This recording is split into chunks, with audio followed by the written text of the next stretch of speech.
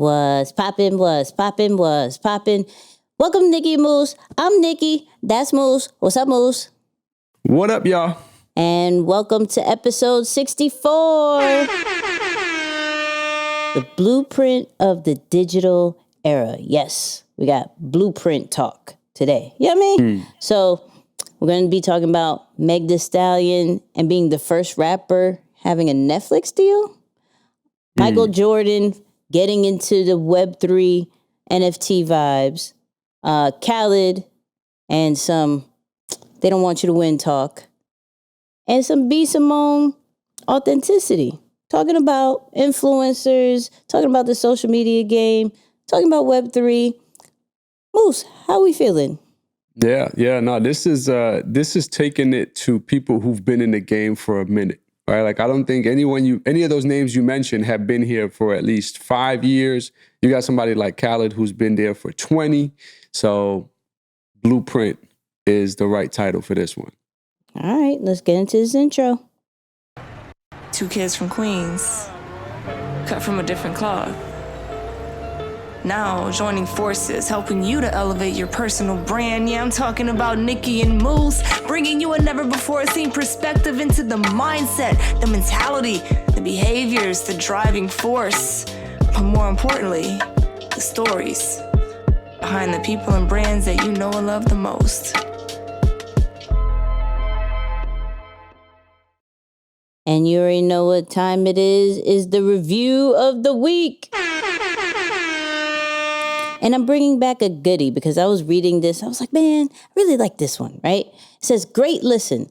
I absolutely love this podcast. I enjoy listening to podcasts that talk about branding, and Nikki and Moose definitely deliver. I love the breakdowns of different brands such as Jay-Z, Kobe, the Kardashians, etc. This podcast inspires me to keep growing as an entrepreneur and allows me to learn new things.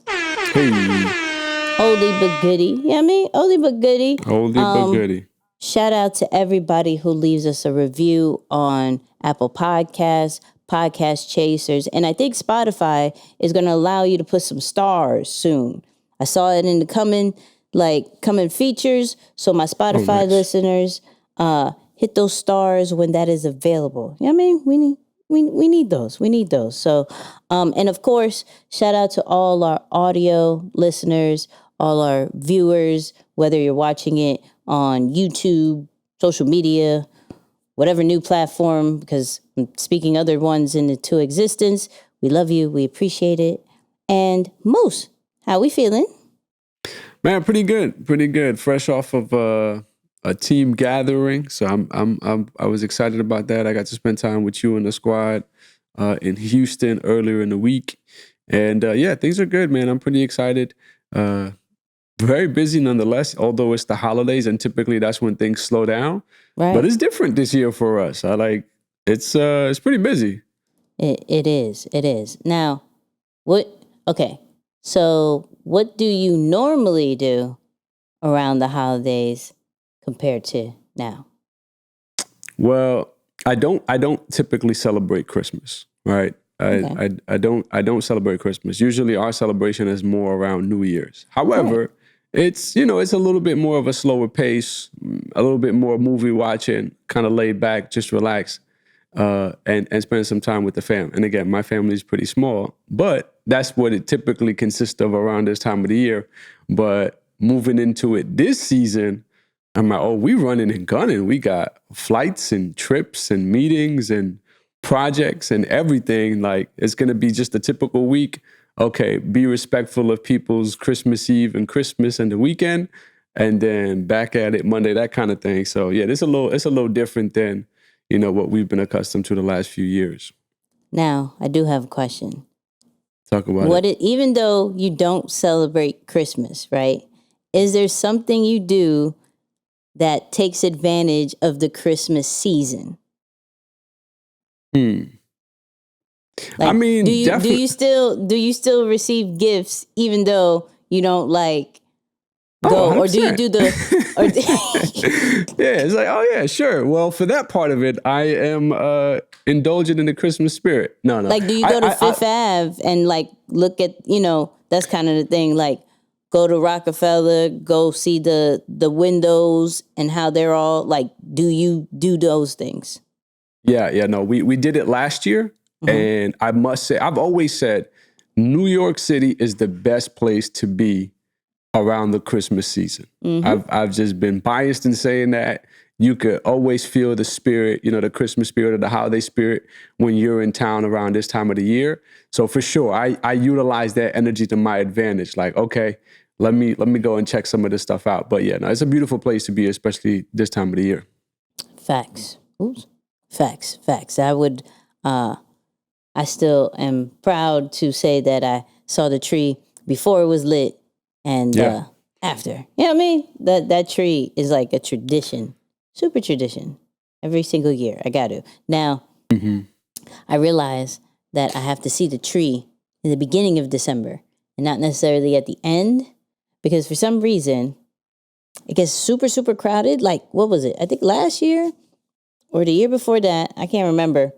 I'm literally like crushed walking like little by little just to get out of Rockefeller. It was just so weird. So yeah, if y'all haven't seen the tree, if y'all haven't gone to New York and see the Rockefeller tree and kind of walk around Fifth Ave, you need to go do that. Yeah, these are facts. Yeah, these are facts. Random shout out. Hold on, because and they didn't ask me to do this, but this Black is Wealth hoodie and sweats, like the most comfortable thing. Color. Right. I like that color. That's a fire color. Right. That is the most comfortable sweatsuit I've ever been in. And clearly y'all have seen me in a few. This one I could say is fire. And they didn't ask me to do that, but I put it on today like, oh, I feel wealthy. I feel rich. He said, I feel rich. I feel wealthy. So shout out to Black as Well. They were like, yo, I love the information you give. Let me and then I saw the cream. I was like, yo, let me get that. Say less. I got that. So That's what's up. definitely go check them out wherever they are. I think they're on Instagram, but yeah, go do that. Anyways, let's get into this episode. So, I promise you this needs to be like, there's a few people that continue to jump on this podcast. Meg Thee Stallion happens to be one of them. And that's not a bad thing. She's literally killing the game. Not only did she, when the last time we highlighted her,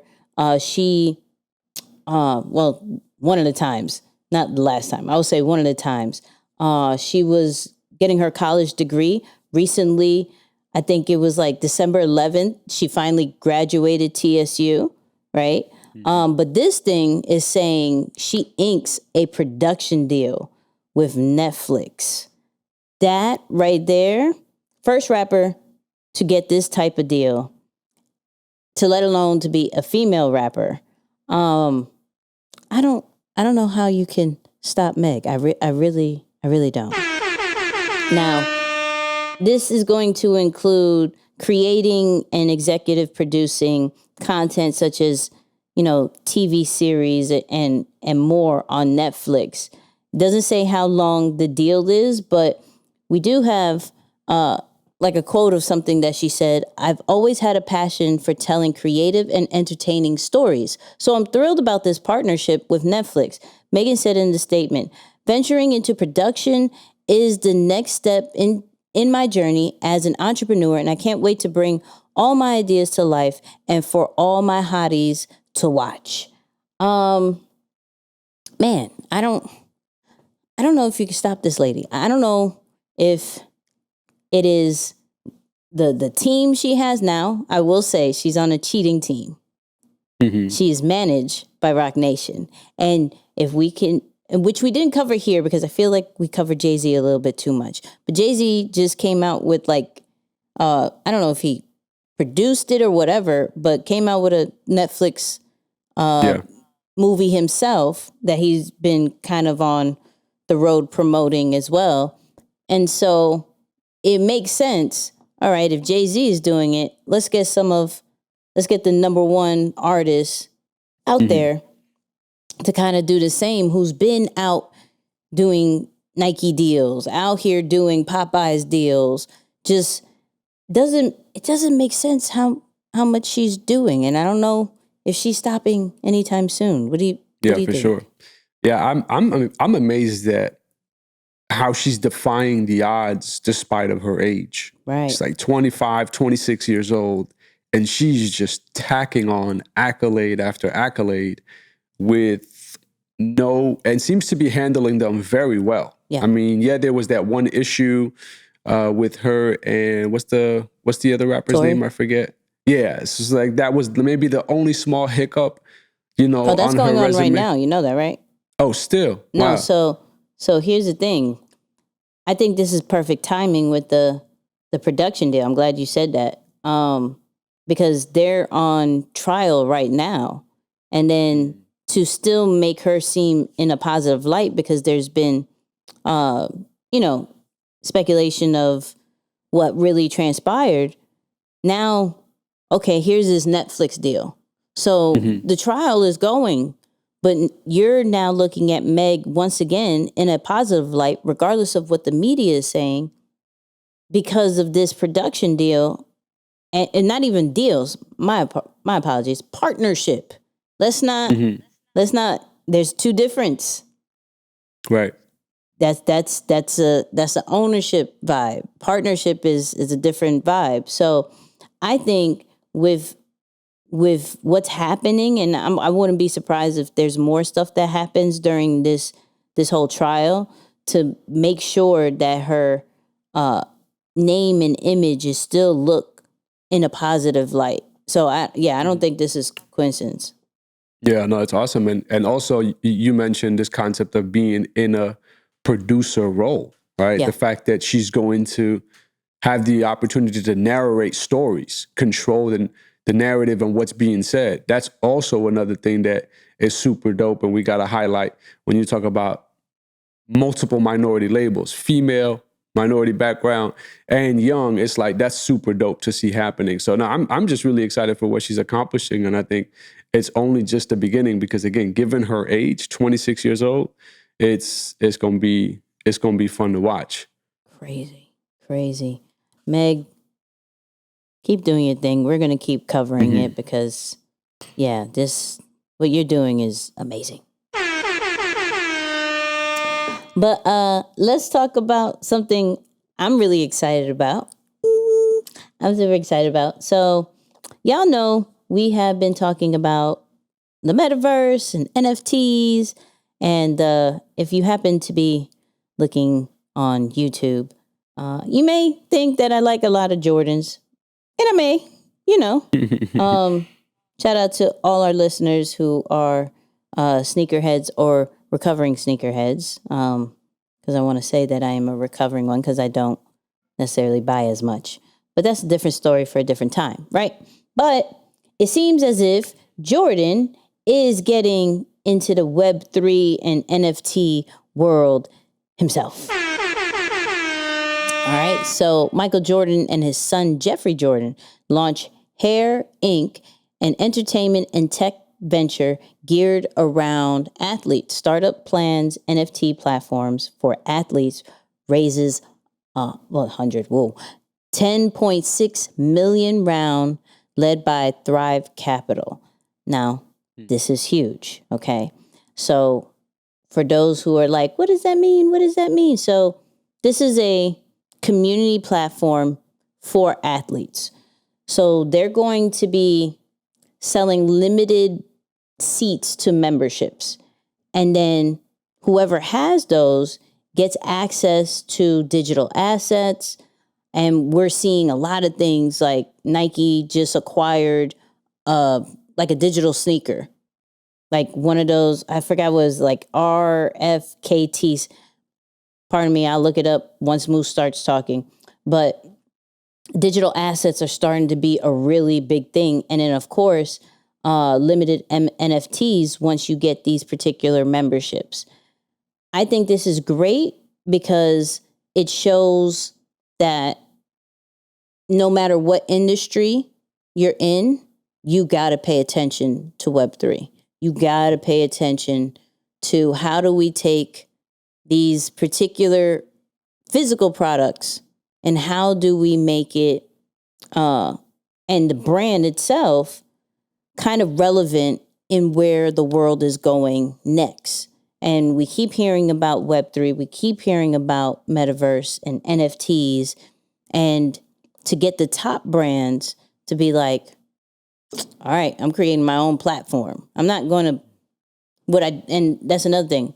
I'm not going to piggyback off of other people's platforms. I'm going to create my own. We're going to call it Hair Inc., right? I think that's dope. I think it's great. Yeah. Yeah, absolutely. Absolutely. And it's cool on many different levels, right? For one, we're seeing the introduction of Michael Jordan's son in this image, right? Which is like really a legacy move in a sense, because you're utilizing the talent of the younger generation who likely have the insight, the interest, and possibly even some relationships, and then just really leveraging the brand, of course, a historical brand and an icon in Michael Jordan, and convincing athletes to say, hey, come with us, right? Which is always something that when you think about competition, or shout out to CJ, who always talks about USPs or unique selling propositions. When you think about what's going to make you as an athlete, thinking of your future and your business and your money, not want to go with the obvious competitors. You talked about Roc Nation and Jay and his agency, LeBron, Rich Paul, and what those guys are doing over there. It's like, what's gonna be one of those compelling things to make you say, all right, I'm not gonna go down the obvious pathway. I'm gonna go somewhere else and possibly get an opportunity to add some longevity to my career. It's going to be Michael Jordan. That's a name that is obviously one of those names that'll make you stop in your tracks and make you reconsider, what your move is. So I think it's a great deal just for people who are thinking about how they're positioning in partnerships and business deals. That's a great move. And then they also have a very talented team. I mean, you got a marketing exec on that team. And then the other gentleman there too used to work with Steph Curry and helped launch his media company. Yep. So it's cool to see the talent across the board. Yeah, Jeffrey Jordan is going to kind of lead out as that main name, but there are some other talented people on that panel as well, which is really cool. Yeah, and this particular platform, which I like, is going to be built off the crypto coin Solana. So giving, for those people who are like, what does that even mean? Majority of these NFTs that we've seen that are super popular are on the Ethereum coin. And so I do like that influencers and influencing brands, I said that wrong, but you know what I mean, are finding different platforms, building their own platforms, and utilizing different coins to, even though Solana was making some waves already, having true competition in this, crypto world, I think is really interesting. Another person who's coming out with an NFT that I showed you on the 20th, so maybe by the time you hear this, you missed it, Steph Curry. And he just did something huge and is the best shooter ever, pretty much. For sure. And he's doing a 2,974 collection that pretty much highlights how many threes he's made. Mm-hmm. So I was looking into that, and it is it's not, how do I put this? Normally with crypto, you need to get a crypto wallet. He's now, once again, introducing a different way to obtain this NFT. It's a whole new platform. So I like how those people who are creating access tokens and platforms and different wallets are getting the athletes and high influencers to be like, look, this is great. You already know this is happening. You're going to do amazing things. Put a charity on top of it too, because I think he's giving this to charity, right? And make a bag, but this is the wave. So every single time you break a record or do something huge, and don't think about it from just an athlete standpoint. It could just be any type of milestone that people really celebrate. That could turn into an NFT, and people are going to want to be a part of it. I don't know if we covered it, but even things like the Thanksgiving parade, the New York Thanksgiving parade, Macy's one, that turned into an NFT. Any major events, any major accomplishments can be turned into digital memorabilia. Just think of it like that. Digital memorabilia that people are going to want to have ownership of. I think that's super dope. And it's like making me think for 2022, like what are some major events that we could capitalize on. I love what Toby did with his tour and dropping coins for each location, and having songs that are paired with it, I think it's just brilliant. And if you're not really educated on the metaverse and this whole Web3 situation, keep tuning in. Stay locked in. Yeah, stay locked in. We're going to give, I tell you, it seems like almost every podcast, I can't even talk, almost every podcast, we're talking about it. And it's just, there's something new coming out. Yeah, it's just what it is. Let me ask you this. Do you think that utilizing the opportunity to give some of these things or donate to charity is a way that athletes and big name influencers are trying to get more people to get introduced to the metaverse and the NFT world, or maybe even lower their fear factor? Because it's like, if you think about it, if it's strictly an investment, you're likely to still be a little bit more hesitant unless you're a natural risk taker. Yeah. But does using the label 100% of proceeds go to charity automatically make you more susceptible to say, cool, let me try it out? I think the charity move is more to get people to feel like it's not just a make money scheme. So we've mentioned that Gary Vee has dropped a collection earlier this year. He made $92 million. Now, some people don't want to make or more rich people richer. Yeah. So they could possibly pay certain amounts to local artists and people who are on the come up, but athletes and celebrities and things like that, we look at it, if there's no real true utility and any money going back to charity, that this is probably just another way for you to get money. And you're already rich. And so some people are hesitant. That's why they're now attaching charities to it, because it kind of lessens that, like, oh, I love to donate to charity. I think you're doing this for a good cause. It's not. It lowers that, what's the word? The skepticism. What's the word? Yeah, that's a word, skepticism. Cool. Okay, all right. It is what it is. But we'll take it. Yeah.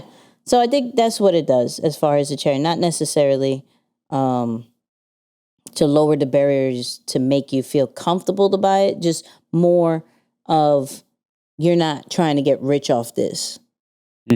Yeah, well, I mean, I sent you that tweet that Adidas put out when they dropped their kind of NFT and had some technical issues. Oh, I just appreciated what they did, because they wanted to show that they're going to do right by the community. I think the big thing, and for those of you who are, again, getting introduced to this and learning more about it, we have to recognize that a big reason why it's gaining traction is because it is a very community-based initiative. meaning it's based around community. It's based around making sure that the artists continue to get compensated for their work over the long haul, especially when it increases in value. So seeing brands take a stance to show that out the gate, I think that's one of those things that we're going to look on 20, 30, 40, 50 years from now and say, oh, you know what? Yeah, no, they from day one have been real and have stayed true to the community versus a brand or a company who was in it strictly for the money. And that too was obvious. So I just appreciated what they did. And yeah, like I said, that tweet was dope to see.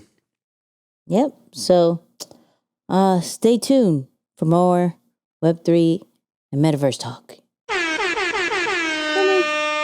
But let's get into some social media, some digital business kind of vibes. And once again, shout out to Earn Your Leisure. They have been killing it this year. I love what Moose says about this. This is just their time.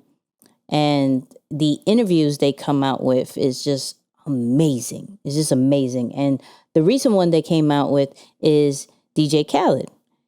And he said something, and I like bringing back the simple stuff because we kind of pass the simple stuff and think that we need a complicated system. But how Khaled rised up and got so many deals and became the figure he is, not downplaying his music or anything, but clearly his influence and how we see him and even his sayings is because of social media. And it is because he showed up on a consistent basis and was very authentic. So we got a clip from that Earn Your Leisure podcast as far as what he advice to other businesses and influencers on how to deal with social media. We're supposed to use our social media because it's really a free commercial for your business. If you have a restaurant and the food is good, people are gonna come back. And if you promote it on your Instagram and the word get out that food is good, it's only gonna build. If you put out greatness, you're gonna get greatness back. And sometimes it don't happen overnight. It didn't happen overnight for me. Quincy Jones didn't make Thriller till he was 50 years old. He made Thriller when he was 50. Me, when I turned 40, that was when my biggest success happened. I worked free 90% of my life.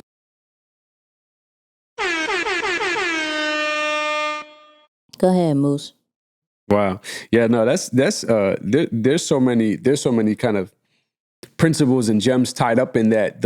Of course, just to start with the easiest one, or where he closed off, the fact that, he says, I work free 90% of my life. And I listened to that interview and I was kind of like texting you about it quite a bit because I took a lot away from it, right? And when he says that, I think people underestimate how much he was investing back into himself. Because to add to some context to what he was saying there, it's like he was making money, but he was using a lot of that money to continue to market himself. Yeah. So it was kind of just a reminder, like, for some of us, again, naturally introverted who might not feel as comfortable putting their name out there or telling people about what they do, he's telling you probably the easiest function of social media today, which is to let people know about your greatness in your business. Not saying overstep and overdo it and go crazy with it, but that is what social media is today. And I've spoken with some people who are a little upset. It's like, nah, but you don't understand, when Instagram first came out, it was just about sharing pictures and cool moments, and it's not what it used to be. But again, that's where we have to challenge ourselves to really upgrade our mentality. Do we want to live in the dinosaur age It's like saying, oh, I don't want to drive a car because when I was around, we were using horses. It's like, okay, but it's a different time. It's a different era. You got to upgrade your mentality. So I think this is a good reminder, especially for those who tend to fight off social media a little bit, to just see like this is what the platforms are used as today, right? It's to spread hope and positivity and inspiration, share your business and all these different things. So I like that he's just kind of sharing that, like, that's what it is today. And that's how we should be using it. Yeah. My takeaways on it is kind of two parts, right? So from the first one, it's really, like I said, going back to the basics. If your stuff is good, it's going to work. You just got to put it out there. So I like how he used in the interview kind of an example of a restaurant. If your food is good and you put it out on social media, people are going to come. Like, you get testimonials, you show the food. We can't assume you're there. We can't assume that the food is good if you don't put anything out. Like, we wouldn't have known of a Khaled if he never jumped on Snapchat and be his true authentic self. We wouldn't have known half of these influencers, half of these brands, if they didn't put it out on social media and blow up the way they did. Now, with Khaled, we know he was DJing, he was a radio host, he was putting out albums before Snapchat, before social media. We know this, but we connected with him more when he showed himself, and he kept showing what he was doing. He showed the albums, the process of making them. He showed his lifestyle. He showed things that he wanted to. So you got to know him and connect with him. He didn't rely on record labels. He didn't rely on anything else to do it for him. He said, this is pretty much a free commercial. I'm going to speak every single day about what I'm doing, regardless if I'm in the studio or not, regardless if I'm with my rich friends or not. Yes, they're rich. They're all rich. Whatever it is, I'm going to put it out there, because if it's good and I connect with people, they're going to keep watching and they're going to buy or stream or come to my events. And it's just as being simple as, I'm going to just show up and be me. Now, the second part that I really enjoyed was him putting that it's not an overnight situation, and I worked 90% of my life for free. Now,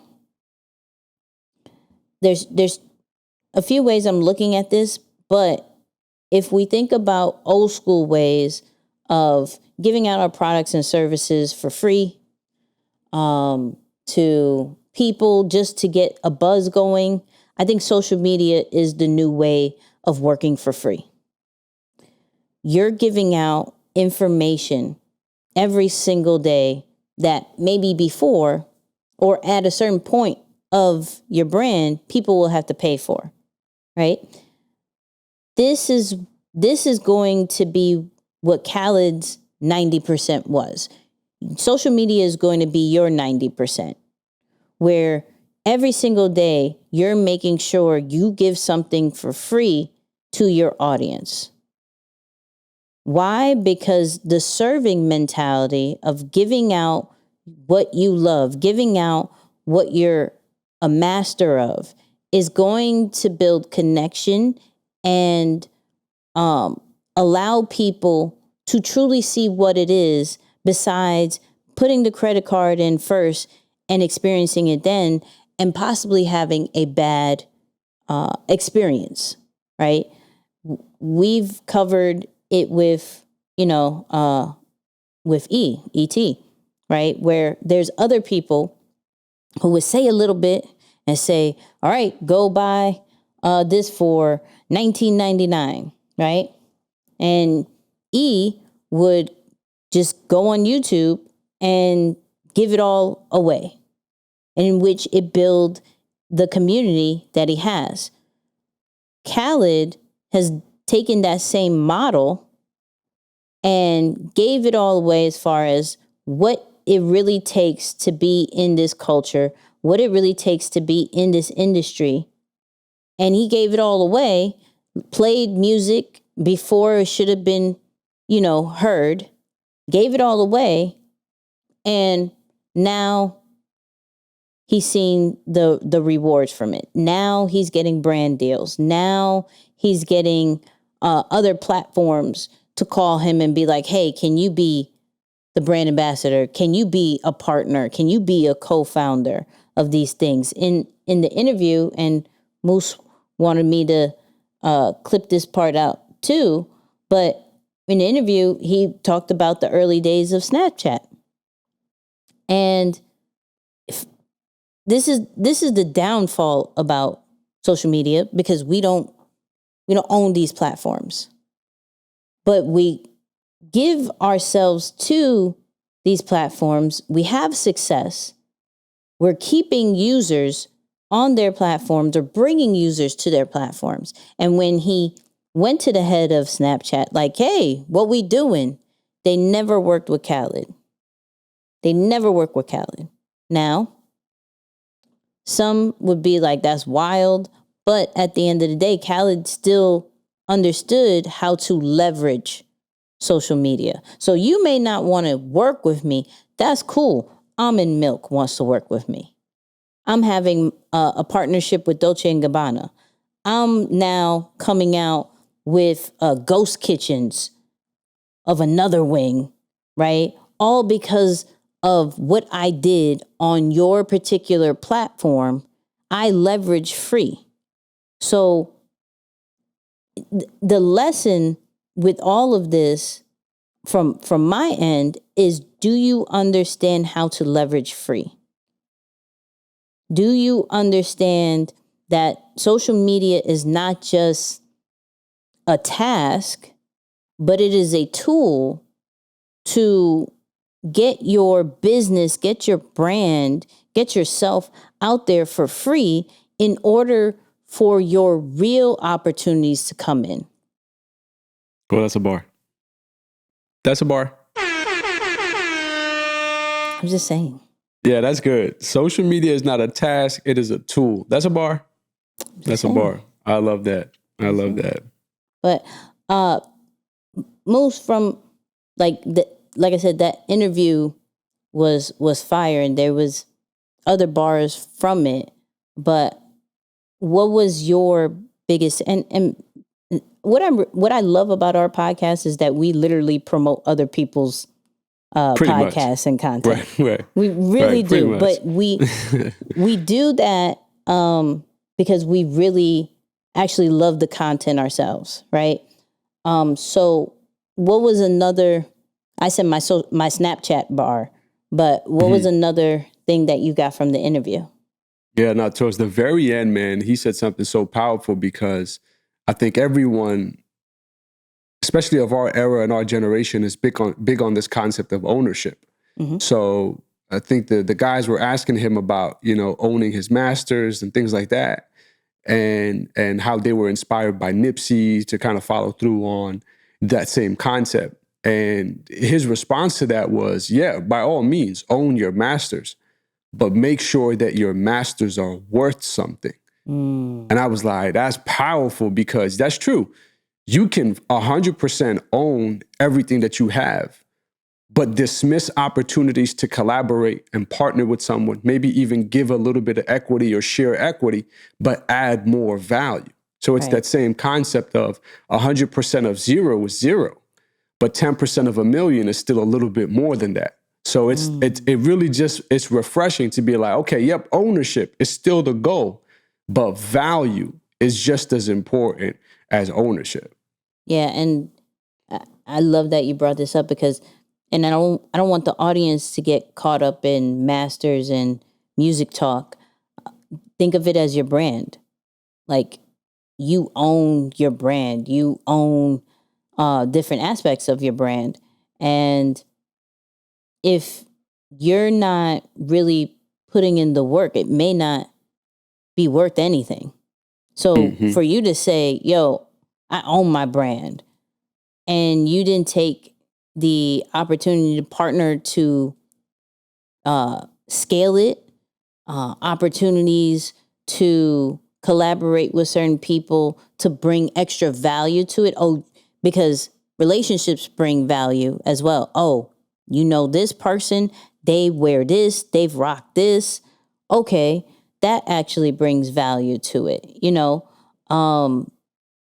if you're not adding value to your brand, and it's not just on a money standpoint, you can't sell it. You can't. You hear these deals where certain businesses are sold for millions of dollars, and you're like, okay, I could create something like that. Well, can you? What have you done to create that value for people to even consider paying for your brand? So it's the same concept of masters of, you can own something, but is it really worth anything? Yeah. That's a big part. And I think a lot of us, we catch on to something. It's what we've talked about, like titles that become super attractive. It's like when entrepreneurship was on the rise, everyone was fighting to be an entrepreneur.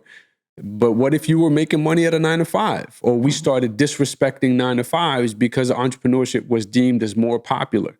And it's this type of perspective that allows us to kind of weigh things in more of a balanced purview and say, okay, hold up. Okay, I understand that that's the goal, Right. but this is an important ingredient to tie to the goal, or I can accomplish it and it not be worth anything. So yeah, no, I love that part of it as well. Yeah, shout out to Khaled, Earn Your Leisure, guys. Y'all killed that interview. But going still into the social media influencer kind of transparency status, because we know Khaled became huge because of his authenticity and transparency. There was a really good interview with B. Simone and David Shands, shout out to David, about maybe what you're doing wrong and why you're not successful on social media and building your brand. So let's get into that. Be yourself. The problem isn't, I'm not getting sales, nobody's looking at me. The problem is you're not original. The problem isn't, oh, nobody's on my page. The problem is you're not being yourself. The problem isn't, man, nobody's buying my product, my followers aren't growing. The problem is consistency. The problem is discipline. The problem is self-control. Like, let's get to the root of the issue. You're not consistent. Let's get to the root of the issue. You're not even being yourself. You're so focused on this other entrepreneur, you're trying to do everything she's doing. Let's get to the root of the problem. The problem isn't your following isn't growing. It's that you're not even putting out your truth. We don't even know who you are.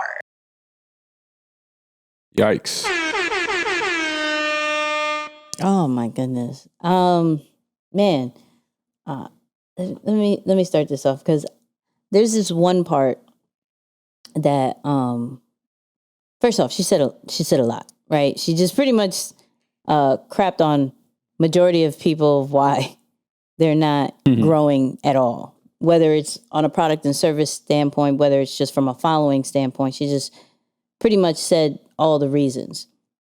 I will say the main reason for brand confusion and why people aren't growing, whether it's their following or, their brand on social media, is because they don't know who they are. It causes brand confusion. If you don't know who you are, how are we supposed to know who you are? You're doing several things and I don't know what that is. People don't know what that is. And then when she goes to the part of, I'm looking at this person and that person, and you're starting to copy what they're doing. And we definitely don't feel that you're authentic. But I actually want to put the comparison topic to a different thought, because I posted something on Nikki and Moose when this is being recorded. I posted it on December 18th, because it was early in the morning. You know what I mean? It was early. But it was of a rapper called Cordae, who I think we covered a little bit here before. But I loved how he said, I don't really try to look at other people, because from a high standpoint, you can look at other people and you can be crushing it, and that can cause complacency. So now I'm not doing as much because I'm seeing what other people are doing, and I don't feel like I have to do as much. So there's two sides of comparison. I'm looking at other people and I'm copying exactly what it is, and it's not taking me to the level that I need to be. Or I'm looking at other people, I'm past them, and now I'm actually coasting and will actually go more down in a downward spiral, because I'm letting my foot off the gas because I'm looking at other people. So the comparison vibe really needs to stop, because either direction, it doesn't benefit you. Either direction. And we've covered it with the Virgil topic, where the whole perfection, and we end up researching a little bit too much, and we're looking all over the place, and now we're still ending up copying people. Yeah. So that's like already, and it's hard not to.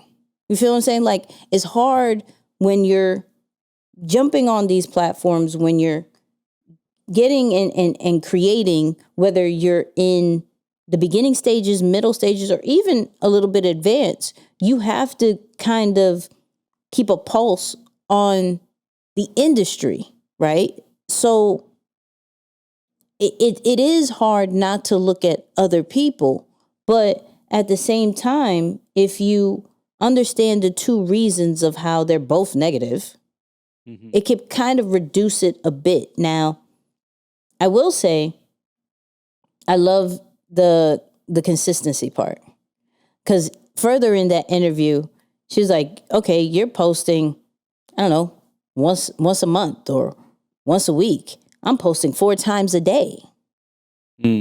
Like, that's not, you think that's consistent? No, I'm trying to get you to know me every single day, every part of the day. You're going to need my brand every part of the day. Breakfast, I got you. Lunch, I got you. You want a snack? I got you. When you're on your phone, dinner or chilling out time, I'm going to be there too. You have to, just like how Khaled said in the last clip, you have to show up. And if it's good, people will come. But if you are showing up whenever you feel like showing up, you're not putting your brand as a priority. You're not putting your legacy as a priority either, because we kind of think of social media and we kind of think of content as something more of a task and more of just something we have to do, right? But we have to put a priority into it, because it's a bigger picture of, this is going to last for a month. This is going to last for a year. This is going to last for several years. I've stated this a few times. We're still using Eric Thomas content from 5 to 7 years ago. Right? It's lasting, and it will probably last longer than he lives. By you creating a consistent work of of content, as I like to say, a body of work, you're not leaving doubt to your followers of who you are. You now create a digital legacy, and you're providing, whether it's motivation, dedication, or dedication, all in my hat. Okay. Motivation, education. Yo, random. I may be all over the place today. I apologize. Motivation, education, or entertainment. Your content may be providing that for years to come, which is adding value and which is going to create shareability to your brand. If you don't put anything out, then how are you expecting the people to know who you are? At all. At all. Man, there's, it's funny. I'm just sitting here and listening, and like, I'm reflecting on so much, right? On the on one level, the concept of what you shared about E and using content of his from 5 to 7 years ago. And I'm just like, think about that for a minute. The fact, yes, there's consistency. That's a key principle that's tied in there. But there's also a key ingredient, which is being true to self, or authenticity in a sense, because you're using content from years ago, but people can still see it and still say, oh, that's E. Like he's not a different version of himself today that using anything from the past of his makes people say, nah, that's not who he is today. Right. So here's my takeaway. When you work on you grow, but people can't say you changed. You get what I'm saying? Like you grow, but you're still recognizable to people, meaning that your values, traits, characteristics, integrity are still in order, that people can be like, oh, I recognize Nikki. Yeah, I recognize Nikki from 10 years ago, because although she's grown, she's more intelligent, she is more creative, she has more relationships, she has more opportunities on every level, but people can't say you changed. So I find that so almost amazing in the sense that we've like added a new spin to that Jay-Z line where he's like, people say, you changed, like I worked so hard to stay the same. But it's like, okay, well, what if you changed or you grew, but you're still recognizable to some extent? Sure, mentality might be different, right. But I do think the consistency deeply ingrained in that is that concept. The other thing is, my new line, and I'm reading this new book that's helping me really see it, is the first principle of achievement is discipline. Break that down. Yeah. It's like you can't achieve anything if you're not disciplined on a clear target.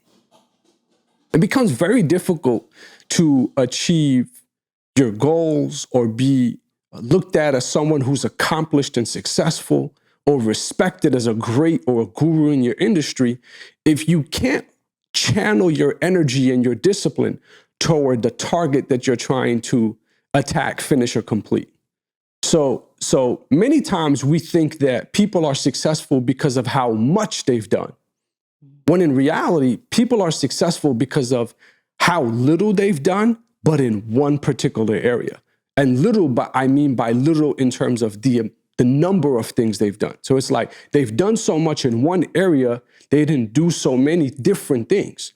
So it's super important that going into the new year, one of the things that we work on is discipline. Because the cool thing about what this young lady just shared, she didn't say anything that was specific to social media.